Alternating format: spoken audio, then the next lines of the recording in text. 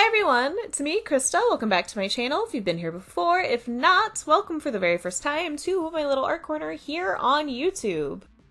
Today is Inktober day 9, and today's prompt is swing. I'm doing something that I do not do very often. I am attempting to do a landscape situation type deal. Obviously, with a swing involved, so it fits in with the prompt. Right now I'm just doing the sketch using a mechanical pencil. I had my guidance lines set up to begin with, and that is just basically midlines of the paper so I can figure out where the exact center of it is and place things accordingly. This is another small piece of paper, another 4x6, and it is still the Strathmore mixed media paper in the blue tone. I do still really need to practice my perspective skills. It might not hurt if I start doing some landscape sketching. I know I have a book from that brief stint in art school I did that has more information about perspective. For some reason, it's something that my brain still has issues perceiving and figuring out. I also think that sometimes I have issues because I actually have really terrible depth perception. It's an eyesight issue I actually have. I'm incredibly nearsighted without my glasses, and even with my glasses on, my depth perception can be kind of messed up. Learned that from the eye doctor last time. But I should still be able to figure it out as long as I keep practicing and keep researching. That's all you can do, is just keep trying and pushing. It will get there eventually. Sometimes the skill level just needs to catch up to where your brain wants you to be at. It is funny because I spend all this time trying to get a semi-okay sketch going, and it mostly gets covered up in ink later, and I have to refigure out everything. This is an instance where I should have done what I did with the last one, where I used a waterproof marker and then put the rest of the ink over it. That would have been smarter than just putting the ink on top of the pencil and expecting to be able to see the pencil. Right now I'm actually putting in a green colored ink. It is a Winsor & Newton in brilliant green, and it has the cutest little frog on the bottle. For this one, the base color is basically going to be green, and I use black ink and white ink over it to get the various shades. I did cheat a little bit by throwing in that green ink, but I wanted this piece to have a bit of an eerie feeling to it. Throwing in green, especially when used in a specific way, does add a little bit of creepiness to a drawing or painting. And for this one, I started really loose with the ink. I added a lot of water to the point where I am actually surprised that the Strathmore mixed media paper was able to handle it. It only curled up on the edges a little bit. There were no rip-throughs or anything like that. There is a bit of a water stain on the back from where it leaked through, but nothing ripped, nothing pulled up. I think it went okay. I think starting it off really loose and messy actually lends a lot to the mood of this specific one. I wanted it to be kind of dark, a little scary, but not overly so. The end result actually kind of reminds me of what would pass as a child's drawing in specific horror movies. You know the ones where it's obviously drawn by an adult, but they're gonna pretend like it's a kid's drawing, or if it is a kid's drawing, it is a very talented child. Yeah, it reminds me of that.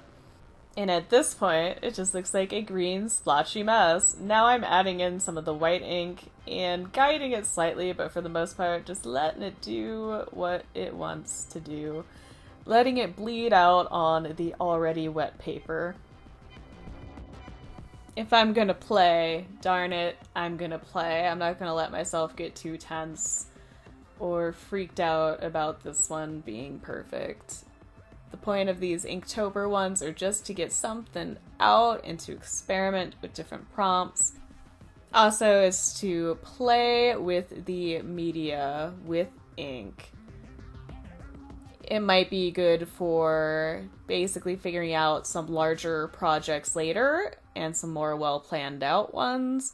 I am trying to take a lot of these as playing, experimenting, and just seeing what I can do and pushing myself out of that comfort zone that I have fallen into. For instance, I am kind of doing a landscape. That's crazy. It's not a very detailed landscape, but there's an insinuation of there being like a sky and a ground and trees and stuff. That's crazy for me. And as you can see, because of the way I did this, my little swing set sketch, it kind of got lost by all the ink.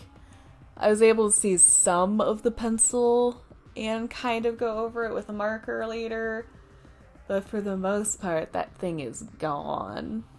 Here, because of all the water I used, I am actually using a hairdryer to help it dry more quickly so I can work on it a little more quickly. For this one, I can do that because it's not going to move the paint too much and it's not going to mess up what I have going on already. And at this point, there's some shading insinuated. There is kind of a light source happening. It's all very blurry, but something's starting to occur.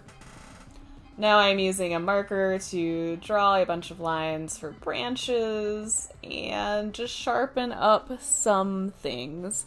Most of the sharp edges are meant to be more of silhouettes against the blurrier backgrounds. I wanted to have the silhouettes be very sharp in comparison to that more ambiguous background we've got going on. And even with a lot of the lines, I'm just kind of free-forming it, smudging them out if I don't like them. I'm just going for it today. If I would have started this too seriously and too tightly wound, I would have stressed myself out too much. I don't draw landscapes very often. I tend to draw a lot of faces. A lot of faces. So this is something out of my comfort zone, and when I do something out of my comfort zone, it's always best for me not to let myself get riled up about it. So I have to be the chillest, calmest I can be. If I don't approach it this way and try to go with the flow as much as humanly possible, I get too wound up to the point where a panic attack would be very possible. And the point for doing art, at least for me, is to help me with any of those anxious feelings that I might normally have from life stuff. I can get riled up and anxious about art stuff, but I try my hardest not to.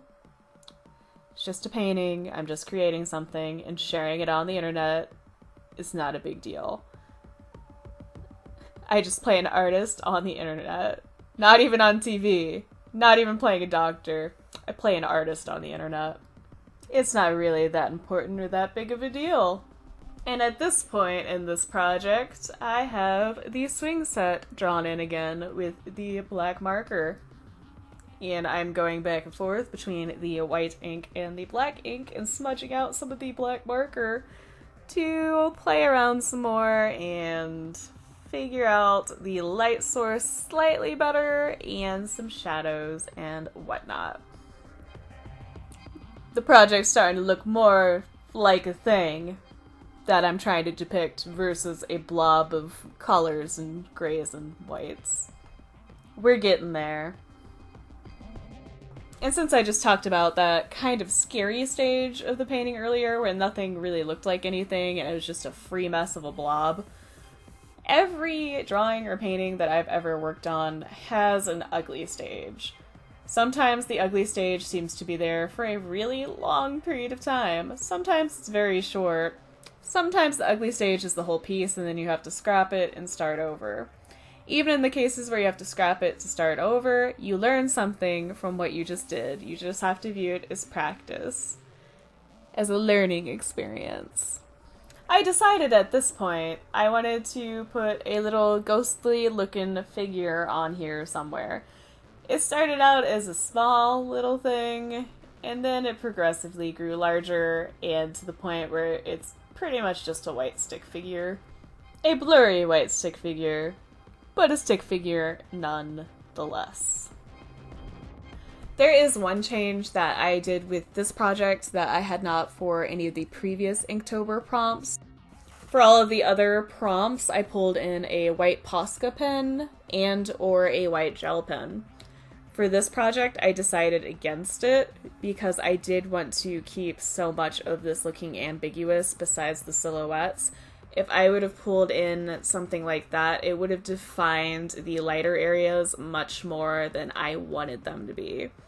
I like this soft, ethereal glow that is going on with both the white figure and the light source behind the swing set. I think using the acrylic marker or the white gel pen would have ruined what I have going on right now. It would have made certain things way sharper than I really wanted them to be. I wanted this one to feel loose and messy with a couple of sharp edges for the silhouettes, and I think I accomplished that. I also drew a swing. This prompt was actually really difficult for me to come up with something. I kept thinking of movement for some reason. I really did not want to just draw a swing set, but that ended up being exactly what I did. The other ideas were just not going to work for a small ink painting. And overall, I like it. I think it's cute.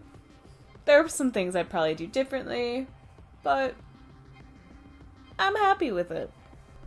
And this project here is almost done, which means that this video is almost done.